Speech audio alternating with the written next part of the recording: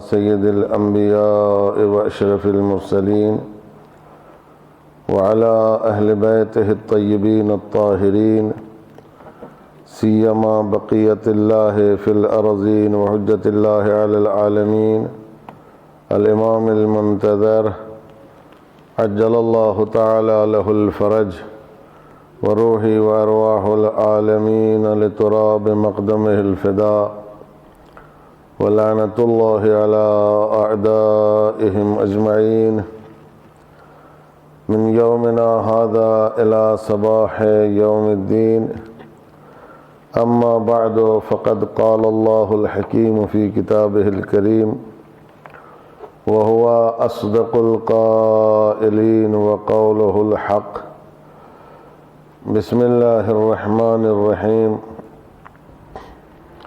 يا أيها الإنسان إنك قادح إلى ربك قدحا فملاقيه فأما من أوتي كتابه بيمينه فسوف يحاسب حسابا يسيرا وينقلب إلى أهله مسرورا وأما من أوتي كتابه وراء ظهره فسوف يدعو ثبورا ويصلى سعيرا إنه كان في أهله مسرورا إنه ظن أن لن يحورا بلى إن ربه كان به بصيرا.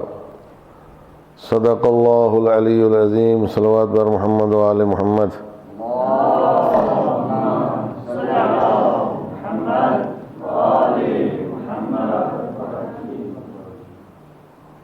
سورہ انشقاق کی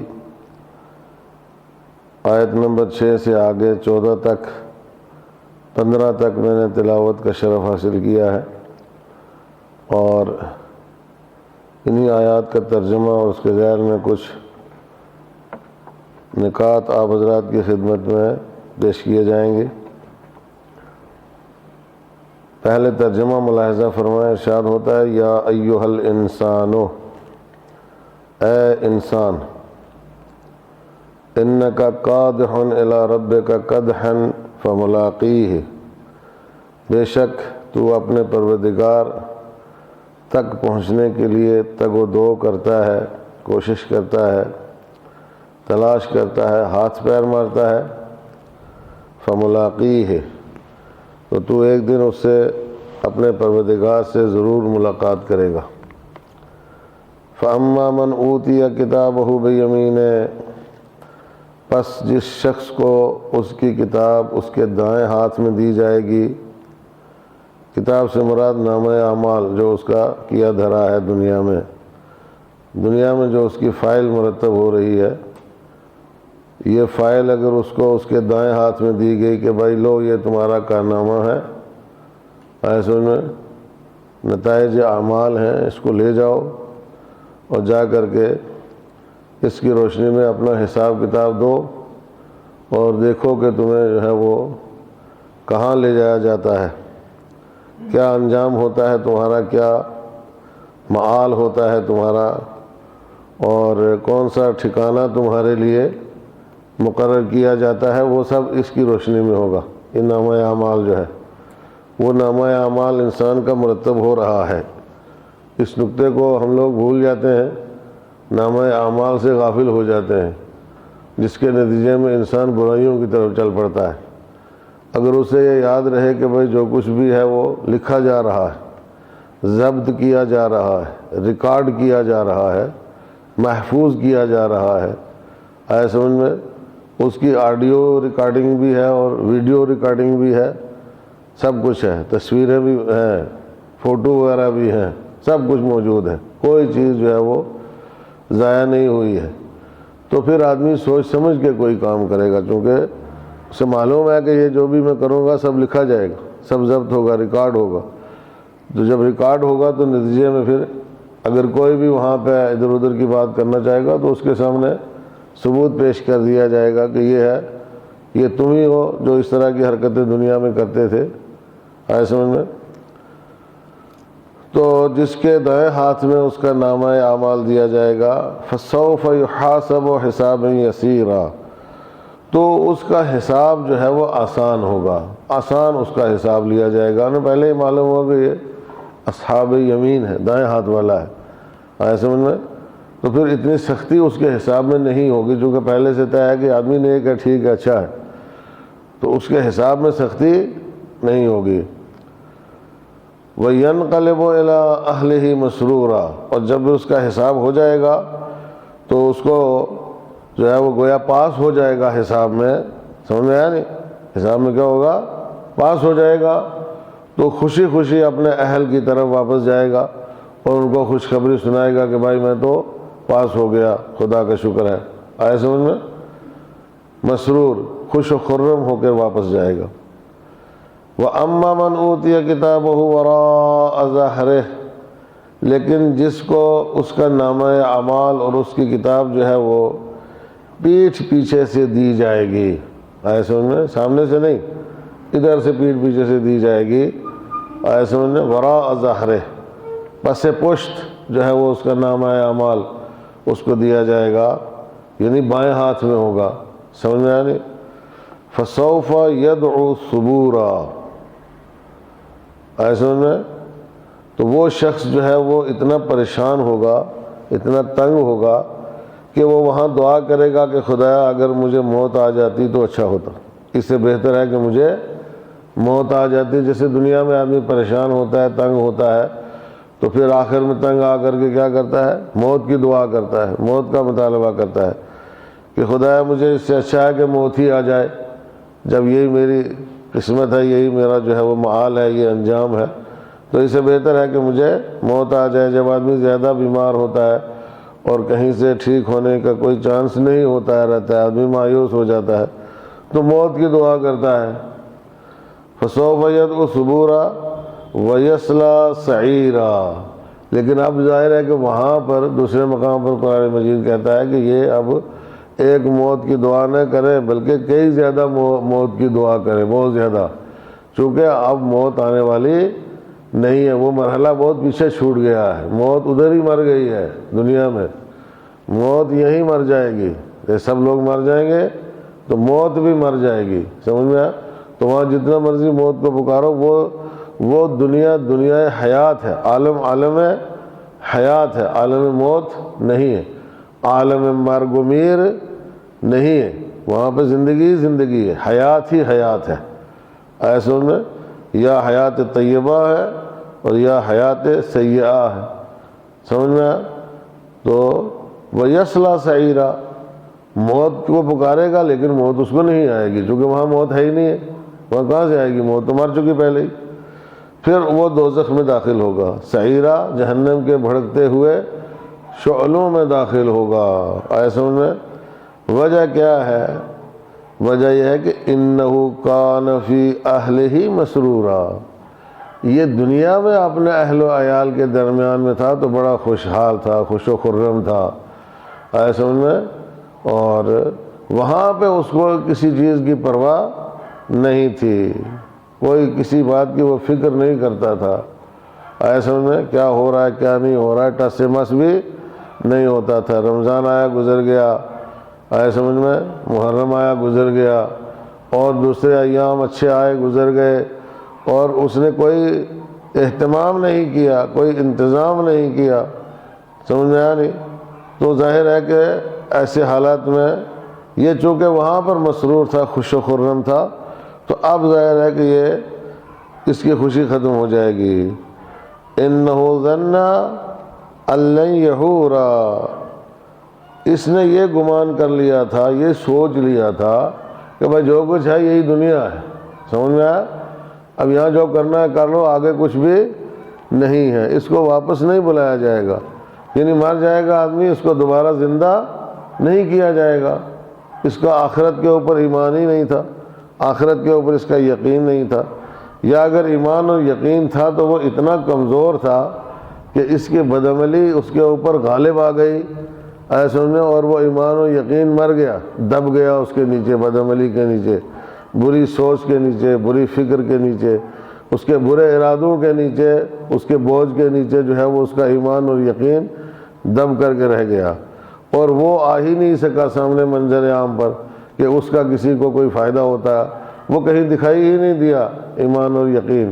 اتنا کمزور پڑ گیا ایمان، اتنا کمزور پڑ گیا اس کا یقین کہ وہ اب ہمت ہی نہیں کر پایا سامنے آنے کی کہ بھائی میں بھی تھا اس کے پاس، وہ ہمت ہی نہیں کر پایا، سمجھ میں آیا؟ چونکہ اس نے جو ہے وہ یہ سوچ لیا تھا کہ مجھے آگے جانا ہی نہیں ہے، تو جب آگے جانا نہیں ہے تو آگے کے لیے اس نے کوئی انتظام ہی نہیں کیا۔ اس نے سوچا یہی دنیا ہے، کھا پی لو، آگے سے جتنا کھا پی سکتے ہو۔ تو اب آج کے زمانے میں کھا پی بھی نہیں سکتا ہے انسان، یہ بھی بڑی بد نصیبی ہے۔ اس دور میں پیسہ زیادہ آ گیا ہے لوگوں کے پاس، آمدنی بہت ہو گئی ہے، تنخواہیں بڑھ گئی ہیں ماشاءاللہ، ہر طرف سے جو ہے وہ آمدنی ہی آمدنی ہوتی ہے، اور لیکن کھا بھی نہیں سکتا آدمی۔ سب سے بڑی مصیبت یہ کھانے پینے میں پرہیز ہے۔ کسی کو شوگر ہو جاتی ہے، کسی کو ہارٹ ہو جاتا ہے، کسی کا معدہ خراب ہو جاتا ہے، ایسے میں تو وہ کھا پی نہیں پاتا، چاہے جتنا بھی کوشش کر لے۔ آج کل زمانے میں لوگ کھا بھی نہیں پاتے ہیں، سب کو یہی پریشانی ہے، بس وہی روکھا سوکھا اور بغیر تڑکے کا، اور تیل بھی اس میں زیادہ نہ ہو، مرچیں بھی زیادہ نہ ہوں، بھائی مسالے بھی جو ہے وہ نہیں ہونا چاہیے۔ بس صرف ایک قوم ہے جو جم کے کھاتی ہے، وہ کشمیری ماشاءاللہ۔ ایک صلوات پڑھیں محمد و آل محمد پر۔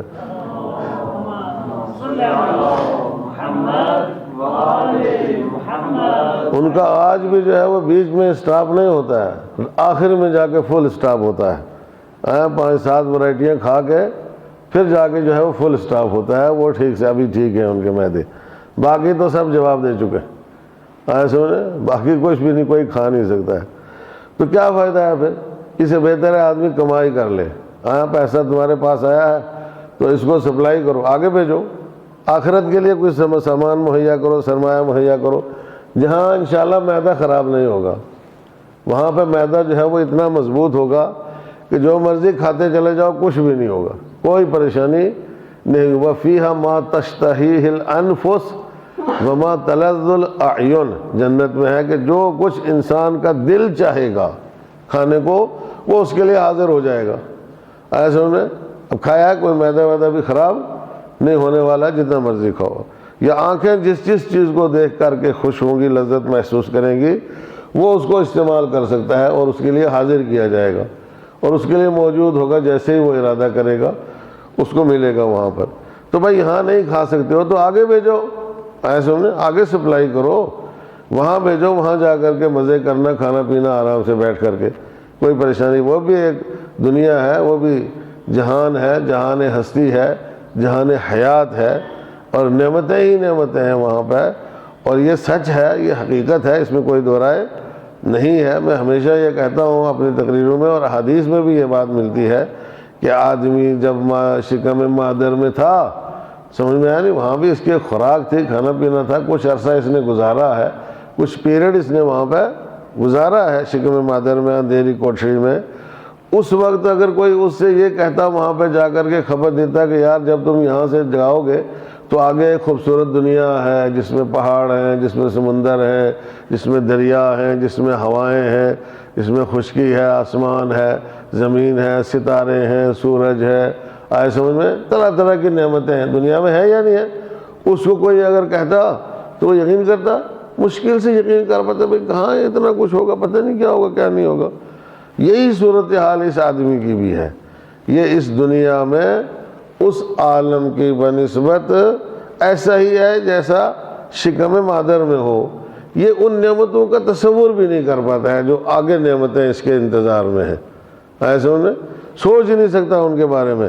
جیسے وہ بچہ جو شکم مادر میں تھا وہ نہیں سوچ سکتا تھا کہ دنیا میں کتنی نعمتیں اس کے انتظار میں ہیں، کیسی خوبصورت دنیا اللہ نے بنا کے رکھی ہے، ایسے ان میں۔ ایسے ہی یہ بچہ جو یہاں پر اس دنیا میں ہے، یہ عالم آخرت کی نعمتوں کے بارے میں سوچ نہیں سکتا ہے، سمجھ میں آیا؟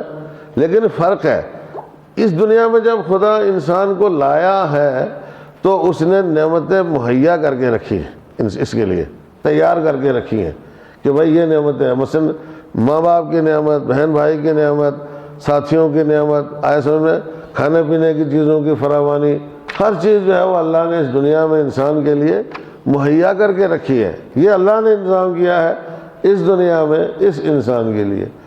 اس میں آنے کے بعد اس کو کہا 10-15 سال آرام سے کھاؤ پیو مزے کرو. 15 سال کھاؤ پیو مزے کرو خوب اچھے طریقے سے لطف اٹھا لو دنیا کی نعمتوں کا. اس کے بعد تمہارا حساب کتاب شروع ہوگا. 15 سال کے بعد جب تم بالغ ہو جاؤ گے تو تمہاری فائل مرتب ہونا شروع ہوگی کہ آپ کیا کھاتے ہو, کیا پیتے ہو, کیا کہتے ہو, کیا بولتے ہو, سمجھ میں آیا کیا کرتے ہو. اب وہ سب کچھ لکھا جائے گا. تو اب تمہارا فرض یہ بنتا ہے کہ اب اس کے بعد سے تم جو کام بھی کرو اس میں عالم آخرت کو پیش نظر رکھو.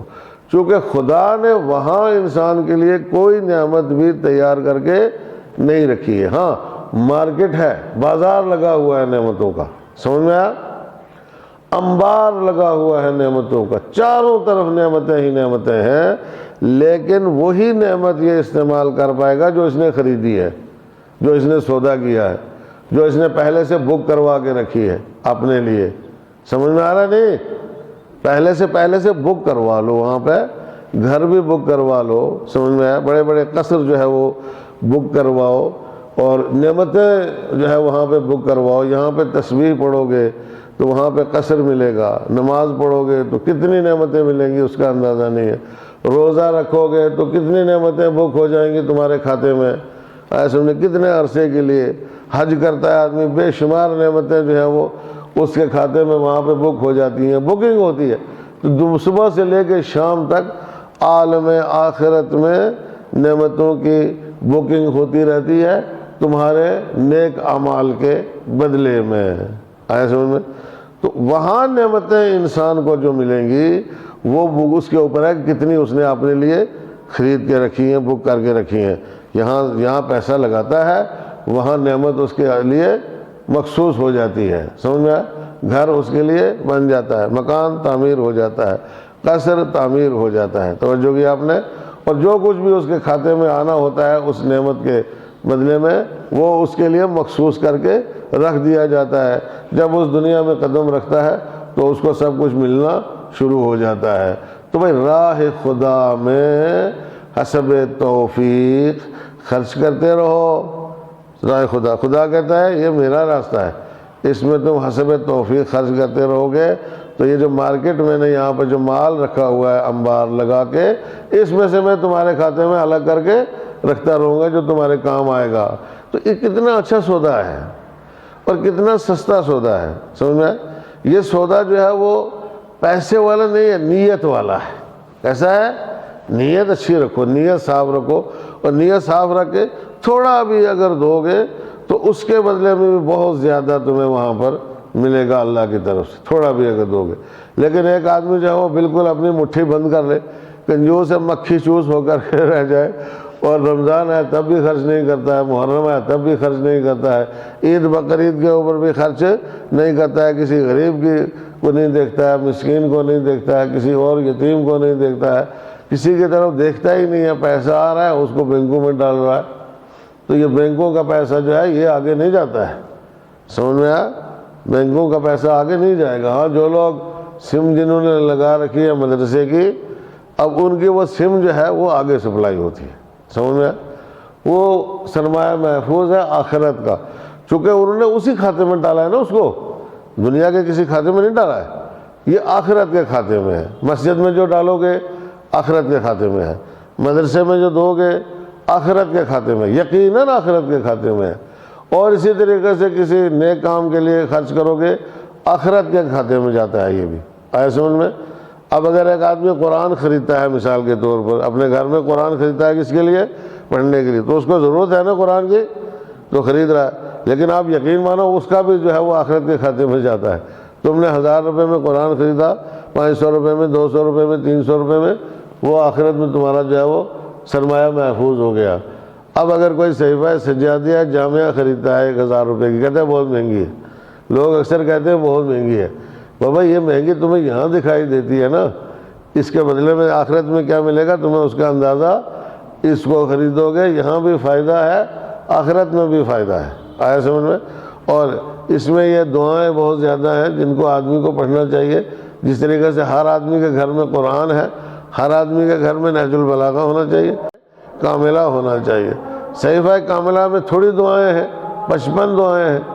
صحیفہ سجادیہ جامعہ میں 272 دعائیں ہیں۔ یہ پورا ایک مجموعہ ہے امام زین العابدین علیہ السلام کی دعاؤں کا۔ تو اس پر کام ہوا ہے، آیا سمجھ میں آیا آپ حضرات کی؟ اب ظاہر ہے کہ اگر کوئی خریدے گا تو یقیناً اس کو ثواب ملے گا، کتاب بھی ملے گی، ساتھ میں کیا ہے، ثواب بھی ملے گا۔ لیکن ہم تو یہ دیکھتے ہیں یار ظاہری قیمت بڑی مہنگی ہے، وہ 1000 روپے بڑا مہنگا ہے، 1000 روپے زیادہ لگ رہا ہے اس میں۔ نہیں، آپ نے اس پہ غور ہی نہیں کیا کہ اس پہ جتنا سرمایہ لگا ہوا ہے اس کی طرف دھیان نہیں دیا آپ نے، ورنہ اس کے لیے 1000 روپیہ کچھ نہیں۔ صلوات پڑھے محمد و آل محمد۔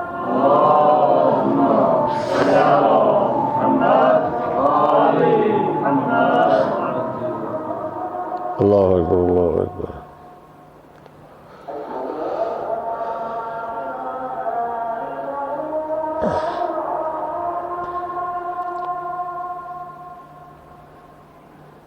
اشہد ان لا الہ الا اللہ۔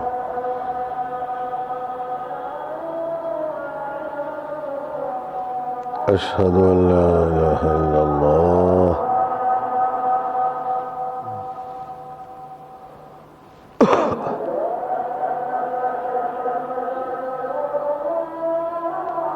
اللہم صلی علی محمد وآل محمد وعجل فرجہم۔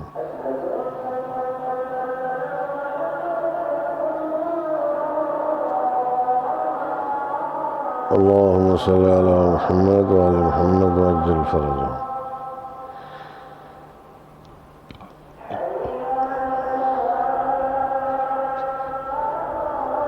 لا حول ولا قوة الا باللہ العلی العظیم۔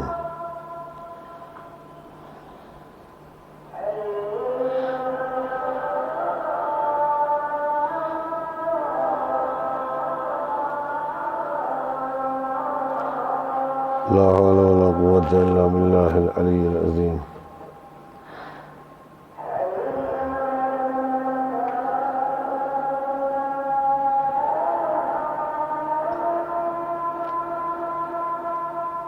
لا حول ولا قوة الا باللہ العلی العظیم۔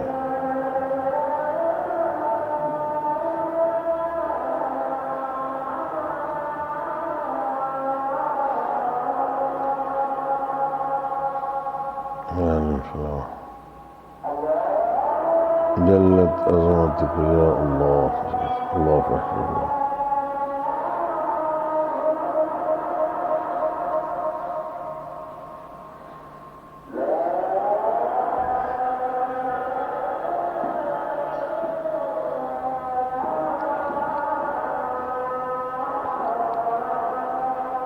صلوات بر محمد و آل محمد۔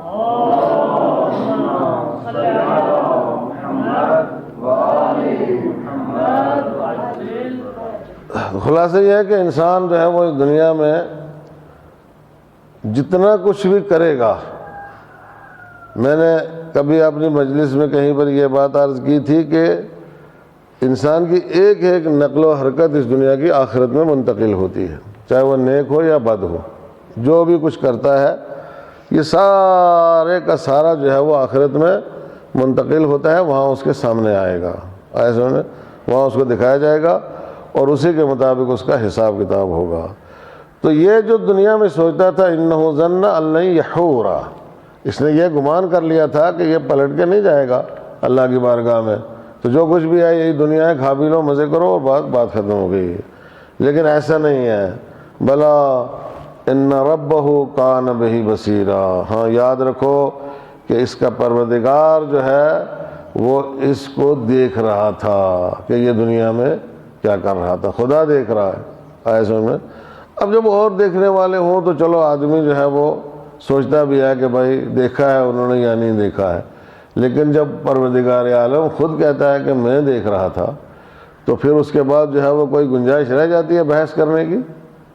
اللہ کے سامنے کسی کی ہمت ہے کہ کوئی بحث کرے کہ تو دیکھ رہا تھا، کیسے دیکھ رہا تھا؟ اللہ تو دیکھ رہا ہے، کانا بہی بصیرا، اس کے نامہ اعمال کو، اس کے ان کرتوتوں کو جو دنیا میں انجام دیتا تھا اس کو خود خدا دیکھ رہا تھا۔ تو جب انسان یہ اس تصور کے تحت جو ہے وہ اٹھے بیٹھے اور زندگی بسر کرے کہ بھائی خدا دیکھ رہا ہے، خدا دیکھ رہا ہے، سمجھ میں آیا؟ تو پھر آدمی گناہ نہیں کر سکتا۔ اگر آدمی کو یقین ہو جائے کہ بھائی خدا دیکھ رہا ہے تو گناہ کرے گا؟ جب آدمی کو یقین ہو جاتا ہے کہ مثلا کوئی دیکھ رہا ہے، کوئی دیکھ رہا ہے، تو اس وقت آدمی کوئی گناہ کرتا ہے کسی کے سامنے؟ نہیں کرتا ہے نا۔ جب آدمی کو یقین ہو جاتا ہے کوئی دیکھ رہا ہے، تو اب اگر انسان اس دنیا میں گناہ کرتا ہے عزیزان گرامی، تو ظاہر سی بات ہے دو ہی صورتیں، میں نے کل بھی بتایا تھا شاید، دو ہی صورتیں بچتی ہیں۔ یا تو وہ ایمان میں رکھتا ہی نہیں ہے، ایمان ہی نہیں رکھتا ہے کہ بھائی خدا دیکھ رہا ہے، رسول دیکھ رہے ہیں، علی دیکھ رہے ہیں، امام زمانہ دیکھ رہے ہیں، اس بات پر اس کو یقین ہی نہیں، ایمان ہی نہیں ہے۔ یا پھر وہ اتنا غافل ہو گیا ہے، اتنا غافل ہو گیا ہے کہ ظاہر سی بات ہے کہ وہ اس کا یہ ایمان اور اس کا یہ یقین دب گیا ہے غفلت کے نیچے۔ اب اس کو کوئی بڑی ٹھوکر لگے گی تب جا کر کے یہ غفلت سے بیدار ہوگا، اور تب اس کی سمجھ میں آئے گا کہ کوئی دیکھ رہا تھا مگر میں کیا کر رہا تھا۔ آگے سن، کوئی دیکھ رہا تھا مگر میں کیا کر رہا تھا۔ تو یہی دو صورتیں ہیں۔ تو اپنے آپ کو جھنجھوڑ کے، اپنا آپ کو دیکھ کر کے، مطالعہ کر کے ابھی اپنے حساب کر لیں کہ ہم غفلت میں پڑے ہوئے ہیں یا اصل ایمان ہی نہیں ہے۔ سمجھ میں آیا؟ دو میں سے یا تو ایمان ہی نہیں جن لوگوں کو ہوتا ہے وہ کچھ بھی کریں گے، ان کو کوئی روک ٹوک نہیں سکتا ہے، یا پھر ایمان ہے مگر ایمان گویا سو گیا ہے، ایمان غفلت کے پردوں کے نیچے دب گیا ہے۔ جیسے ضمیر ہے، ضمیر انسان کا اگر بیدار رہتا ہے وہی تو ظاہر سی بات ہے اس کے اندر ایمان بھی اس کا بیدار رہتا ہے، لیکن اگر ضمیر ہی سو جائے تو ایمان کہاں بیدار رہے گا؟ ایمان تو اس کی بیداری کے ساتھ بیدار رہتا ہے نا۔ آئے سمجھ میں؟ تو پھر آدمی کو دیکھنا چاہیے کہ غفلت سے اپنے آپ کو باہر لانا چاہیے کہ میں کیا کر رہا ہوں۔ اور پھر اتنی سی بات ہے، جب انسان کو اس بات کا یقین ہو جائے کہ خدا دیکھ رہا ہے تو پھر وہ کبھی بھی گناہ نہیں کر سکتا ہے، چونکہ خدا سے بڑا دیکھنے والا کوئی نہیں ہے۔ تو یہ یقین اگر کسی کو ہو جائے تو گناہ نہیں کرے گا۔ ایک صلوات پڑھے محمد و آل محمد پر۔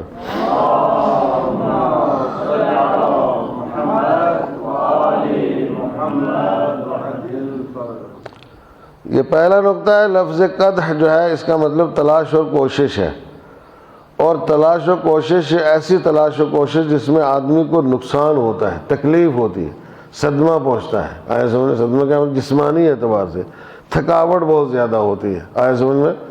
تو اس طرح کی تلاش و کوشش اور محنت اللہ کی طرف پہنچنے کے لیے انسان جو ہے وہ انجام دیتا ہے، اور جو انسان ایسی تلاش و کوشش انجام دیتا ہے وہ خدا تک پہنچ جاتا ہے، فملاقی، اس کی اللہ سے ملاقات ہو جاتی ہے۔ دوسرا نقطہ ہے، حدیث میں وارد ہوا ہے کہ جس شخص کے اندر جو ہے وہ 3 خصلتیں ہوں، خداوند متعال اس کے حساب و کتاب کو آسان کر دیتا ہے اور اپنی رحمت سے اس کو جنت میں داخل کر دیتا ہے۔ آئے سنیں؟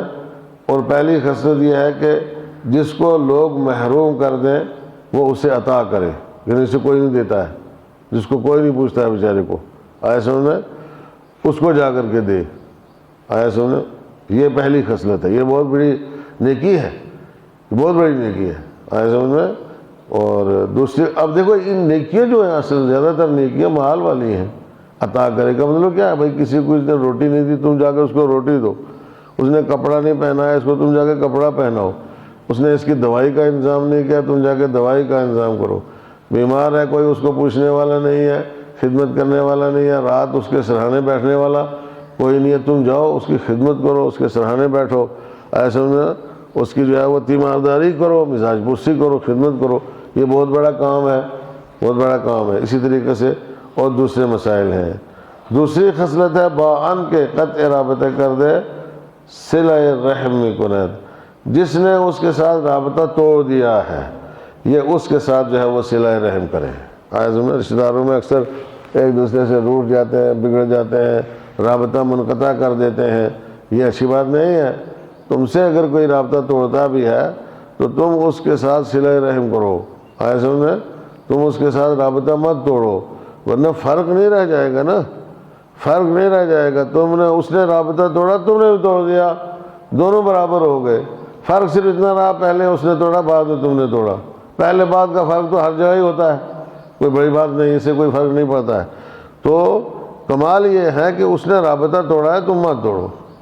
ایسے میں تم آؤ جاؤ بھی، اس کی خدمت کرو، مزاج پرسی کرو، بذل و بخشش کرو، تحفے و سوغات اس کو پہنچاؤ، جو بھی تمہارے بس میں ہے وہ اس کے ساتھ نیکی کرتے رہو کرتے رہو کرتے رہو، چاہے وہ کرے تمہارے ساتھ نہ کرے.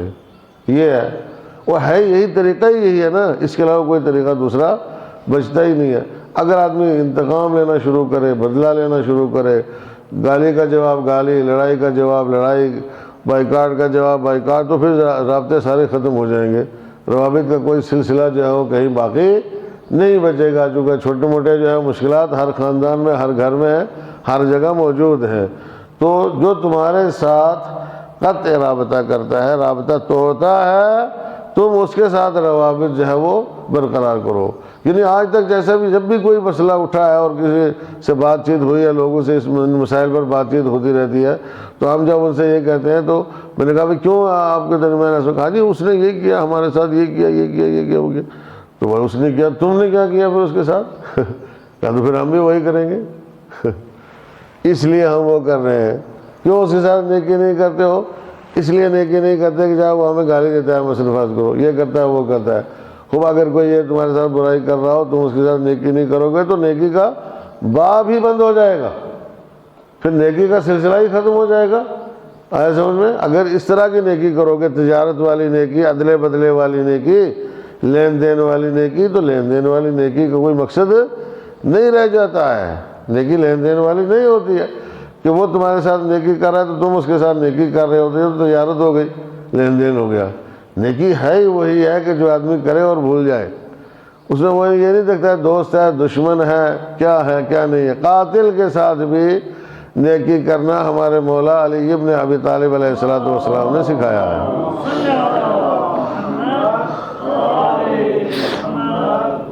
آئے سمجھ میں؟ قاتل کے ساتھ بھی نیکی کرنا علی علیہ السلام نے اس کو شربت شیر دے کر کے سکھایا ہے کہ بھائی اس کے ساتھ بھی نیکی کی جا سکتی ہے. سمجھ میں؟ تو پھر نیکی جو ہے وہ عدلے بدلے کی نہیں ہوتی، نیکی لین دین کی نہیں ہوتی، نیکی ایک طرفہ ہوتی ہے، اس میں دو طرفہ کا کوئی تصور نہیں ہے. اس بات کو ہمیشہ یاد رکھنا چاہیے. اور تیسری خصلت وضعن کے پہ وہ ظلم کرتے درمی گزرا. اگر کسی نے خدا نہ خواستہ ظلم کیا، تمہارے ساتھ زیادتی کی ہے، تو دار گزر کر دو، چھوڑو دفع کرو، کیا فرق پڑ جاتا ہے؟ سمجھ میں آیا؟ دار گزر کرو، معاف کر دو اس کو. بڑی بڑی غلطیاں آدمی معاف کر دیتا ہے.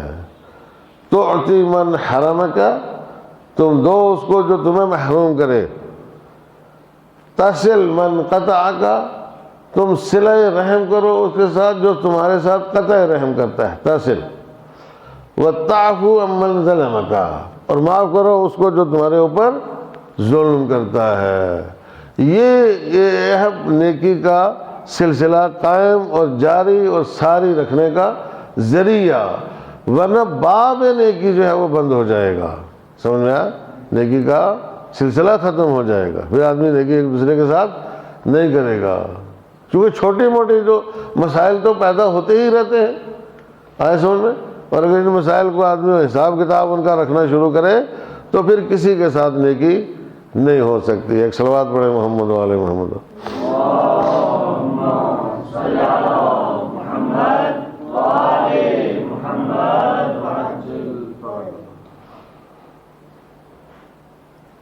اور اس کے بعد کا نقطہ ہے کہ آئے 9 اور 13ویں آیت میں وَيَنْقَلِبُ إِلَىٰ أَهْلِهِ مَسْرُورًا، اور 13ویں آیت ہے إِنَّهُ كَانَ فِي أَهْلِهِ مَسْرُورًا. ان دو آیتوں میں جو ہے وہ اللہ کی بارگاہ میں انسانوں کی خوشی اور مسرت کی اور سرور کی بات ہوئی ہے. ایک میں سرور جو ہے وہ منفی ہے اور ایک میں جو ہے وہ مثبت ہے، جو نیک لوگوں کی جزا ہے، نیک لوگوں کی جزا ہے.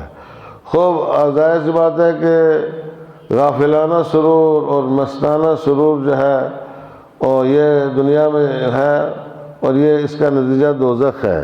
آئے سمجھ میں؟ اور جو ایمان اور تقوی کا ثمرہ ہے تو دنیا میں وہ سرور ہے کہ جو اپنے وابستگان کے درمیان انسان کرتا ہے اور اس کی بنیاد ایمان اور تقوی ہوتی ہے، اور اس کا صلہ اس کو قیامت کے دن ملتا ہے۔ سمجھ میں آیا؟ تو یہ ایک اچھی خوشی ہے، ایک بری خوشی ہے۔ آیا سمجھ میں؟ دو طرح کی خوشیاں ہیں۔ حضرت علی علیہ السلام ینقلب الی اہلہ مسرورہ کے بارے میں جب آپ سے سوال کیا گیا تو آپ نے فرمایا وہ لوگ کہ جو دنیا میں اہل و عیال جو ہے، جن کا کسانی کے در دنیا اہل و عیال ہے، انسان بہشتی بودین، ایک بہشتی انسان کے اہل و عیال جو دنیا میں تھے، اگر وہ مومن ہوں تو آخرت میں بھی وہ اس کے اہل ہوں گے۔ سمجھا؟ بہشتی نیک لوگ، یعنی یہ پورا گھر جو ہے وہ نیک ہے۔ سمجھا؟ پوری فیملی نیک ہے فرض کرو، تو یہ آخرت میں بھی پوری فیملی ہوگی۔ سمجھا؟ پوری فیملی، ادھر ادھر نہیں ہوں گے، الگ ایک دوسرے سے نہیں ہوں گے، وہاں بھی پوری فیملی ہوگی۔ لیکن اگر کسی مومن انسان کے اہل و عیال ہیں مگر اہل و عیال نیک نہیں ہیں، تو پھر یہ آخرت میں اس کے اہل و عیال جو ہے وہ نہیں بنیں گے۔ یہ ایک بہت بڑی بات ہے۔ آئے سمجھ میں؟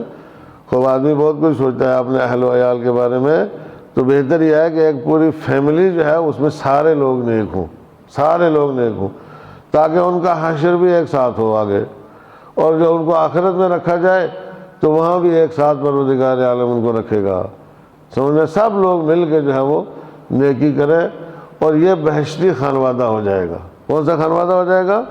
ایک بہشتی گھرانہ، بہشتی خانوادہ، جنت کا خانوادہ۔ ایسے میں یہ سب وہاں بھی ایک ساتھ رہیں گے، جب جیسے یہاں پہ ایک ساتھ ہیں، ایک دوسرے کا خیال رکھتے ہیں، ایسے میں بھائی چارہ ہے، اخوت ہے، محبت ہے، صداقت ہے، سچائی ہے ایک دوسرے کے درمیان میں، ایسے ہی یہ آخرت میں بھی جو ہے وہ ایک ہی ساتھ میں ہوں گے۔ تو کتنی اچھی بات ہے کہ یہاں سے لے کے وہاں تک جو ہے وہ ایک فیملی ہے وہ ساتھ میں رہتی ہے۔ ایسے میں بہت بڑی بات ہے نا۔ تو انسان اگر ایک بہشتی خانوادہ بنانا چاہے تو اپنے گھر کو جو ہے وہ بہشتی بنائے، پورے گھر کو، سب کو جوڑ کے رکھو۔ سمجھ میں آ؟ سب کو نیکی کے راستے پہ لگاؤ۔ کوئی اگر خدا نخواستہ غلط جا رہا ہے اس کی تنبیہ کرو، اس کو واپس لانے کی کوشش کرو، برے ساتھ سے اس کو جو ہے وہ الگ کرو، سب کو ملا کے رکھو۔ یہ دنیا میں نیک خاندان بنے گا، نیک گھرانہ بنے گا، بہشتی گھرانہ بنے گا، آخرت میں بھی یہ بہشتی گھرانہ ہوگا اور ایک ساتھ ہوں گے۔ سمجھ میں آیا؟ تو مومن انسان کے اہل و عیال اگر دنیا میں نیک ہیں تو وہ وہاں پہ آخرت میں جائے، وہ آ کے ان سب کو خبر دے گا کہ بھائی ہم کامیاب ہو گئے۔ آئے سمجھ میں؟ میرا جو ہے وہ سلسلہ پاس ہو گیا میں حساب کتاب میں، اب ہم سب ایک ساتھ رہنے والے ہیں۔ آگے سمجھ میں؟ لیکن یہ جو دوسری قسم ہے، دوسری قسم جو حساب کتاب اس کا صحیح نہیں ہوگا، یہ وہ لوگ ہیں کہ چاہے دنیا میں یہ مسلم مومن ہے لیکن اہل و عیال مومن نہیں ہے، یہ اہل و عیال مومن ہے وہ مومن نہیں ہے، تو یہ دنیا میں مسرور ہیں، آخرت میں مسرور اور خوش و خرم نہیں رہ پائیں گے۔ ایک صلوات پڑھیں محمد و آل محمد پر۔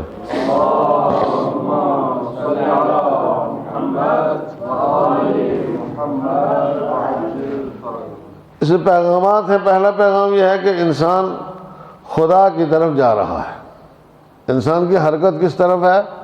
خدا کی طرف ہے، جیسے کہ اس آیت میں بھی ہے اِنَّکَ قَادِحٌ إِلَىٰ رَبِّکَ، تو جا رہا ہے اپنے پروردگار کی طرف محنت کے ساتھ، مشقت کے ساتھ، تگ و دو کے ساتھ۔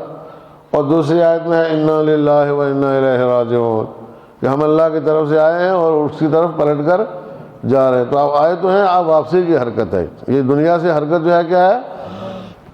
یہ واپسی ہے۔ آنا کا سلسلہ ختم ہو گیا، اب یہاں سے یہ واپسی ہے۔ آئے سمجھ؟ اور حرکت کے اس راستے میں یہ دوسرا پیغام ہے، حرکت کے اس راستے میں جو ہے وہ انسان کے سامنے بے شمار مشکلات ہیں۔ آئے سمجھ میں؟ لہذا ان مشکلات کو اسے انتہائی سنجیدگی کے ساتھ، ایمان کے ساتھ، پاک دامنی کے ساتھ، تقوی اور پرہیزگاری کے ساتھ دور کرنا چاہیے، اور ان مشکلات کو عبور کرنا چاہیے تاکہ اس طریقے سے اپنی اس حرکت میں وہ کامیاب ہو اور منزل مقصود تک پہنچے۔ آئے سمجھ میں؟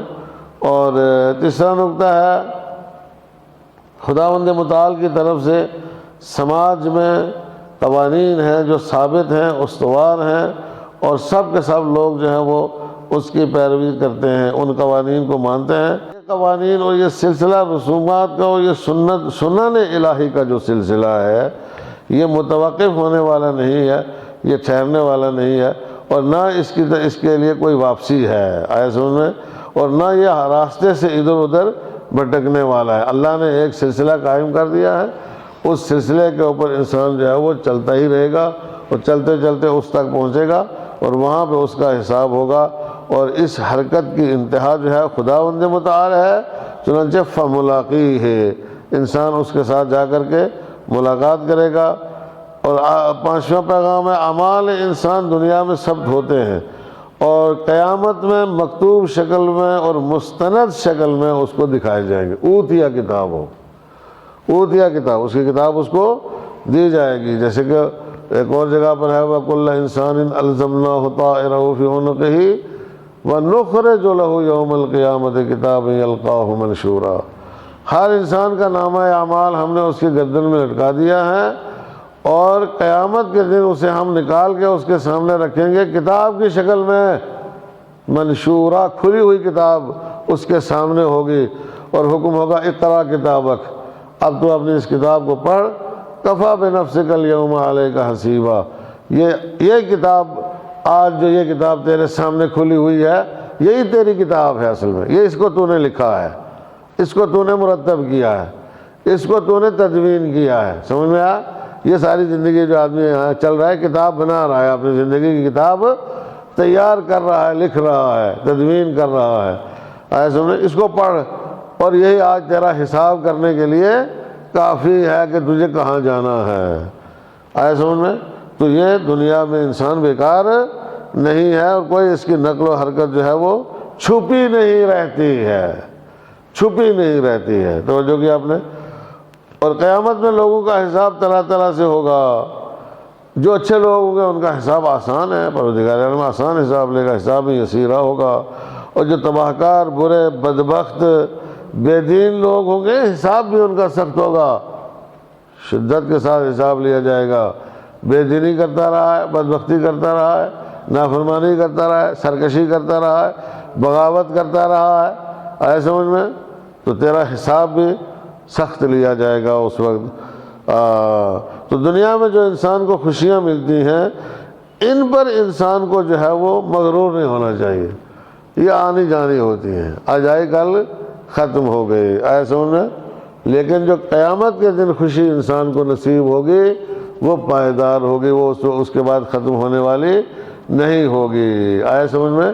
تو دنیا کی خوشی کی خاطر آپ قیامت کی بدبختی جو ہے وہ مول نہ لیں کہ دنیا میں خوشی مل رہی ہے تو قیامت میں کیا ہوگا دیکھا جائے گا، نہ، یہ دنیا میں جو لوگ مثلا ڈھول ڈھماکے، گانے باجے، شادی بیاہ میں جو بہت زیادہ خوشیاں مناتے ہیں اور شریعت کا لحاظ نہیں رکھتے، دین کا لحاظ نہیں رکھتے، اور رسمیں جو ہے وہ عجیب قسم کی لوگوں نے ایجاد کر لی ہیں کہ صاحب ہمیں یہ خوشی بھی منانا ہے، وہ خوشی بھی منانا ہے۔ اور آج کل ایک بہت بڑی بری رسم جو چلی ہے خاص طور سے لڑکیوں کے حساب کتاب کے حوالے سے بات کہوں کہ بھائی وہ لڑکیاں یہاں پہ ہمارے گاؤں میں بھی ماشاءاللہ یہ رسمیں چل گئی ہیں، ایسے انہیں دور دور تک اوپر پہاڑوں میں بہت اوپر تک جو ہے پہنچی ہوئی، بہت جہاں آدمی نہیں پہنچتا وہاں رسمیں پہنچی ہوئی ہیں، ایسے پرندے بھی نہیں پہنچتے۔ کیا ہے کہ بھائی یہ دلہن جو ہے وہ اس کو وہاں پہ لے جاتے ہیں، کہاں کیا کہتے ہیں اس کو، آرائش گاہ فارسی میں کہتے ہیں، آیا سمجھ میں؟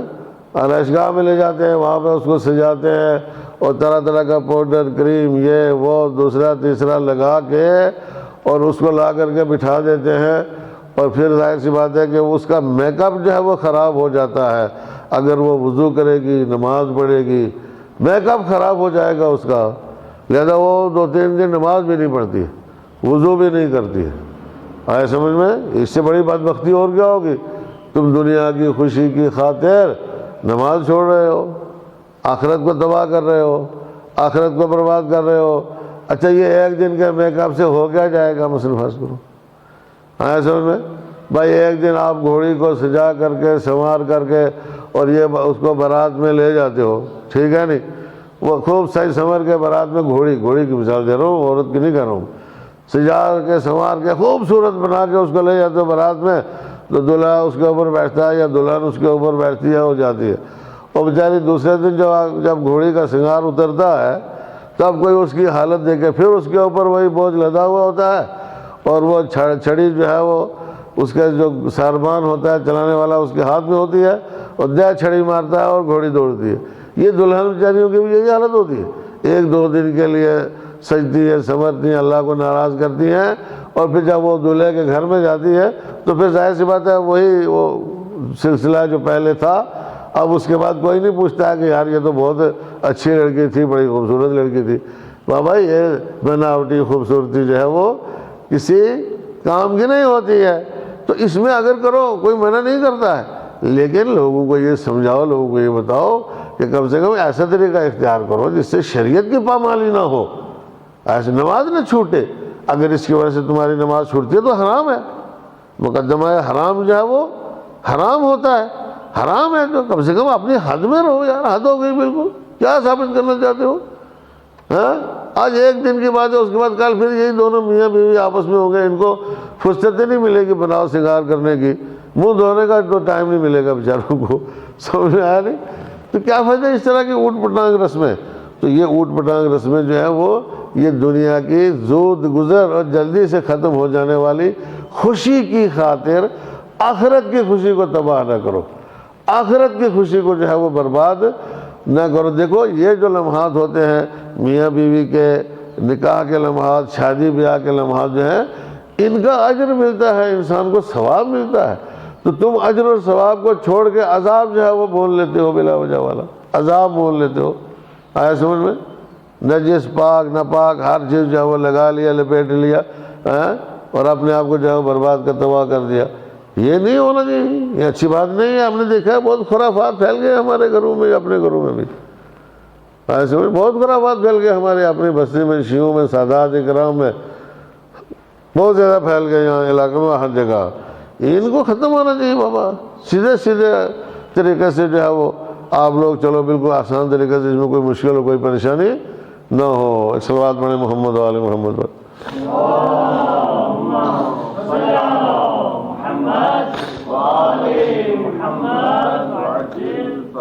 ہاں تو ظاہر ہے کہ یہ دنیا کی زود گزر خوشی جو ہے، اس کی خاطر آخرت کی خوشی کو برباد نہ کرے۔ خوشی وہ آخرت والی جو ہمیشہ انسان کے ساتھ رہے گی، وہ ينقلب إلى أهله مسرورا، وہ خوش ہو کر کے جائے گا اپنے اہل کے پاس اور خوشخبری دے گا کہ اب اللہ کے لطف و کرم سے اب میں اپنے امتحان میں پاس ہو گیا ہوں، اور اب ہم ہمیشہ ہمیشہ ایک فیملی کی صورت میں بہشت میں اللہ کی نعمتوں سے سرشار ہوں گے۔ اس سے بڑی کیا بات ہو سکتی ہے؟ سمجھ میں آ رہا ہے آپ کی؟ اس سے بڑی کیا بات ہے؟ یہ بہت بڑی بات ہے، بہت بڑی بات ہے جو اللہ کی طرف سے انسان کو عطا ہونے والی ہے۔ توجہ کی آپ نے؟ اور یہ ملے گا تو دنیا میں تم ایک بہترین خانوادہ بناؤ، بہشتی خانوادہ۔ سمجھ میں آیا؟ تو بہشتی خانوادہ کیا ہے؟ سب مل کے نماز پڑھو، سب مل کے دعا کرو، سب مل کے قرآن مجید کی تلاوت کرو، ایک دوسرے کو نیکی کرنا سکھاؤ، نیکی کرنے میں ایک دوسرے کی مدد کرو، آیا سمجھ میں؟ اللہ کی راہ میں خرچ کرنے میں ایک دوسرے کی مدد کرو، جس سے زیادہ نیکیاں جو ہیں وہ سب کے پلڑے میں آ سکیں اور وہ حساب کتاب میں کامیاب ہو جائیں اور اپنی فیملی کے ساتھ ملحق ہو جائیں۔ اس لیے کہ آخری جو پیغام ہے اس میں یہی ہے کہ اگرچہ قیامت کے جو حالات ہیں نا، اس میں شروع میں یہ لکھا ہے کہ یفر المرء من اخیہ و ابیہ و امہ و ابیہ، اور سب سے بھاگے گا انسان، ماں سے بھاگے گا، باپ سے بھاگے گا، بھائی سے بھاگے گا، قیامت کے دن کسی کے قریب جانے کی کوشش نہیں کرے گا۔ شروع کے مراحل میں یہ ہوگا، ابتدائی مراحل جو قیامت کے ہوں گے جس میں سختی ہوگی حساب کتاب کی، تو وہ سوچے کہ یار میں اب ان کا جو بوجھ اٹھاؤں یا اپنا حساب کتاب دوں، آیا سمجھ میں؟ پہلے اپنا کر لوں کچھ، اس کے بعد دیکھوں گا ان کو، ٹھیک ہے نہیں؟ تو ہر ایک سے بھاگے گا انسان، دوست سے، رشتہ دار سے، قرابت دار سے، بہن بھائی سے، ماں باپ سے، آیا سمجھ میں؟ ہر ایک سے بھاگے گا شروع کے مرحلے میں، ابتدائی مرحلے میں جب حساب کتاب ہوگا، بھاگ دوڑ ہوگی، آگے سمجھ میں؟ اس وقت یوم یفر المرء من اخیہ و امہ و بنیہ و صاحبتہ، ایسے میاں بیوی بھی ایک دوسرے سے فرار اختیار کریں گے، دور اختیار جائیں گے۔ لیکن جس کا حساب جو ہے وہ آسان ہو جائے گا اور جنت اس کے لیے مقرر ہو جائے گا، حساب کے بعد جنت جو ہے وہ مقرر ہے کہ بھائی تیرا ٹھکانہ جنت میں ہے انشاءاللہ، تو وہ خدا کی طرف پلٹے گا اور اپنے خانوادے کی طرف جو ہے وہ واپس جائے گا۔ پھر وہ کہاں جائے گا؟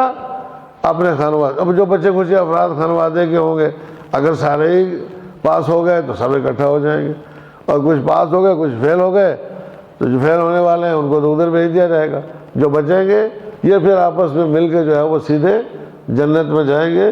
يَنْقَلِبُ إِلَىٰ أَهْلِهِ مَسْرُورًا، یعنی اس بات کی دلیل ہے کہ وہ پلٹے گا اپنے اہل کی طرف خوش ہو کر کے، مسرور ہو کر کے، آئے سمجھ میں، خوش ہو کر کے۔ لہذا یہ جو اس کو بہت زیادہ اہمیت دی گئی ہے، فیملی کو، قرابت داری کو، صلہ رحم کو، اسی لیے صلہ رحم ہے یہ، اس کو بہت زیادہ اہمیت اسلام میں دی گئی ہے۔ صلہ رحم کو، ایک دوسرے کا خیال رکھو بھائی، یہ بھائی بھائی جو ہے وہ ایک دوسرے کے ساتھ حساب کتاب یہ وہ دوسرا تیسرا اس طرح کی باتیں نہیں ہونا چاہیے، ایسے ان میں ایک دوسرے کا خیال رکھنا چاہیے۔ اور پھر جو نہیں بھی رکھتے تم اس کا رکھو، پھر یار تم اللہ کی خاطر اس کا رکھو نا، تمہیں فائدہ ہوگا، اس کو نہیں ہوگا تو کوئی بات نہیں ہے، آخر ایک دن وہ بھی سمجھ جائے گا کہ کیا ہو رہا ہے، میں کیا غلط کر رہا تھا۔ آگے سے سب کے لیے جو ہے وہ اچھے طریقے سے آدمی پیش آئے تو یہ انسان جو ہے وہ ایک بہترین فیملی اور ایک اچھا خانوادہ جو ہے وہ اپنے ارد گرد مہیا کرنے میں کامیاب ہو جائے گا، جو بہشت میں ایک ساتھ رہیں گے۔ ایسے تو ایک ساتھ رہیں گے زیادہ اچھا رہے گا، یا الگ الگ بکھر کے رہیں گے تو زیادہ اچھا رہے گا؟ ایک ساتھ تو لہذا بہتر ہے کہ آدمی اپنے گھر کو پہلے بہشتی گھر بنا لے۔ کیسے گھر بنائے؟ بہشتی گھرانہ تیار کرو، سمجھ میں آیا؟ بہشتی خانہ معلوم ہو گیا نا؟ پہلے تو یہ سوچتے تھے پتہ نہیں کوئی کہیں پڑھا کوئی کہیں پڑھا، ابتدائی مراحل میں ہوگا، آخر میں جو ہے جب پاس ہو جائیں گے سارے اکٹھے ہو جائیں گے، آپس میں ایک دوسرے کو پہچانیں گے، معلوم ہوگا کہ کون ہے یہ، سمجھ میں آیا؟ معلوم ہوگا، پتہ ہوگا سب کا، ایک دوسرے کا خیال بھی رکھیں گے۔ اور پھر شفاعت بھی ہے، ظاہر سی بات ہے کہ جو پاس ہوں گے وہ ان کے جن کے تھوڑے بہت گناہ ہیں شفاعت بھی کریں گے، اللہ سے التماس کریں گے، دعا کریں گے، پروردگار ہم شفاعت کرتے ہیں، اس سے جو غلطی ہوئی ہے اس کو معاف کر دے، آیا سمجھ میں؟ تو شفاعت کا حق بھی ہوتا ہے ایک دوسرے کی، اللہ دے گا شفاعت کرنے کا حق۔ تو لیکن نیکیاں ہوں گے کسی کے پاس تو شفاعت کے مقام تک پہنچے گا نا، آیا سمجھ میں؟ اگر نیکیاں نہیں ہیں تو شفاعت کے مقام تک کیسے پہنچے گا؟ تو خاص طور سے یہ طلاب علوم دینیہ ہے، ایسے ان کی ایک سب سے بڑی فضیلت اور کمال یہ ہے کہ یہ دین کے راستے پر ہیں، دین سیکھ رہے ہیں، آئے سمجھ میں؟ اور پروردگار عالم ان کو اگر یہ نیک دنیا سے جاتے ہیں اور نیکیاں کما کے لے کے جاتے ہیں تو ان کو نہ جانے کتنے کتنے لوگوں کا حق شفاعت خداوند متعال ایک ایک کو دے گا۔ اگر وہ عالم باعمل بن کے دنیا سے گیا ہے تو خداوند متعال کہے گا تو کر، جتنوں کی شفاعت کرنا ہے تجھے، جتنوں کو اپنے ساتھ لے جانا ہے لے جا، جتنوں کو اپنے ساتھ لے جانا، توجہ کیا آپ نے؟ تو پھر ظاہر سی بات ہے جو دنیا میں ایک ساتھ رہے ہوگے انہی کا تو خیال رکھے گا، ادھر سے تھوڑا ہی جا کر کے وہ چن کے لائے گا کہ اس کی شفاعت کرنا۔ جو آپس میں آپ ایک دوسرے کے ساتھ اٹھتے بیٹھتے رہے، معشور رہے، گاؤں میں اٹھنا بیٹھنا الگ سلیک نیکی ایک دوسرے کے ساتھ کی ہے۔ اکبر کوئی ہمارا دوست ہے بیچارہ اچھا، لیکن اندر سے پتہ نہیں کیا تھا، اندر سے معلوم نہیں کیا ہے، لیکن ظاہر میں بہت اچھا ہے، ہمارے ساتھ نیکی کرتا ہے، احترام کرتا ہے، اٹھتا بیٹھتا ہے۔ تو اگر خدا نے ہمیں دیا حق تو ہم تو کہیں گے بھائی پروردگارہ سامنے تو بہت اچھا تھا، اب اس سے کچھ گناہ ہو گئے، اس کو معاف کر دے، ایسے میں تو معاف ہو جائے گا، شفاعت ہوگی تو معاف ہو جائے گا انشاءاللہ۔ ایسے یہ نیکیاں کرنے کا جو ہے سب سے بڑا فائدہ یہ ہوگا کہ آپ لوگ نیکی کرو انشاءاللہ اور اللہ کے راستے کے اوپر چلنے کی کوشش کرو تو آپ کو اللہ حق دے گا کہ اپنے رشتہ داروں میں کوئی خدا نہ خواستہ کسی کے اندر کوئی کمی رہ گئی ہے تو شفاعت آپ کی شفاعت کے ذریعے سے وہ کمی جو ہے وہ پوری ہو جائے گی، اور ایک بہترین خانوادہ جو ہے وہ آپ کے ساتھ جو ہے وہ بہشت میں آرام سے آگے کی ہمیشہ کی زندگی بسر کرے گا۔ بھائی تم سوچ سکتے ہو ہمیشہ کس کو کہتے ہیں؟ دماغ ہے، دماغ میں اتنی گنجائش ہے سوچنے کی؟ ہمیشہ کے بارے میں سوچ سکتے ہو؟ نہیں نہ سوچ سکتے، سوچ بھی نہیں سکتا آدمی ہمیشہ، جب اس کے بعد موت ہے ہی نہیں ہے، سمجھ میں آ رہا ہے نہیں؟ تو آپ خود اس سے اندازہ لگا لو بھائی، اس سے اندازہ لگا لو کہ یہ نہ سوچو کہ اللہ نے جو جسم بنایا اتنا خوبصورت، اس کو جو ہے وہ قبر مٹی میں اندر ڈال دیتے، گل سڑ جاتا ہے، ایک دن اگر دفن کرنے کے بعد دوسرے دن قبر کھود کے دیکھو تو علاقے میں جو ہے وہ کھڑے نہیں رہ پاؤ گے، اتنی بدبو پھیلی ہوئی ہوگی، سمجھ میں آیا؟ لیکن یہ ایسے نہیں ہے، اللہ ان کو کچھ مراحل سے گزار کر کے آخر میں جو ہے وہ کہاں رکھتا ہے لے جا کر کے؟ بہشت بری میں، ہمیشہ ہمیشہ کی بہشت میں، پھر ہمیشہ ہمیشہ کی عیش ہے، ہمیشہ ہمیشہ کی زندگی ہے، آیا سمجھ میں؟ ہمیشہ موت ہے ہی نہیں ہے، زندگی ہی زندگی ہے ہمیشہ۔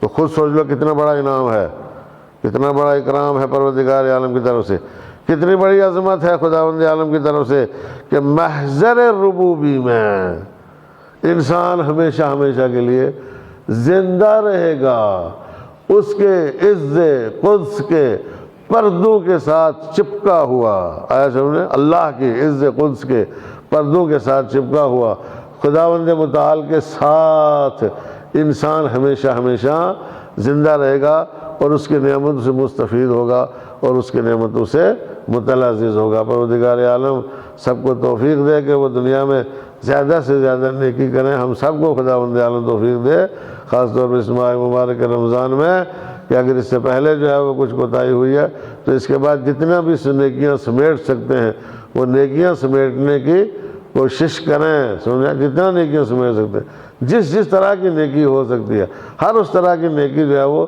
سمیٹنے کی کوشش کریں، تاکہ آخرت میں ہمارا جو ہے وہ ہاتھ خالی نہ ہو، ہاتھ ہمارا بھرا ہوا ہو۔ پروردگار عالم ہم سب کی توفیقات میں اضافہ فرمائے۔ وآخر دعوانا الحمدللہ رب العالمین۔ ربنا تقبل منا انك انت السميع العليم۔ اللهم انا نرغب اليك في دولة كريمة تعز بها الاسلام واهله وتذل بها النفاق واهله، وتجعلنا فيها من الدعاة الى طاعتك والقادة الى سبيلك، وترزقنا بها كرامة الدنيا والآخرة۔ اللهم ما عرفتنا من الحق فحملناه، وما قصرنا عنه فبلغناه برحمتك يا ارحم الراحمين۔ سبحان ربك رب العزة عما يصفون، وسلام على المرسلين، والحمد لله رب العالمين۔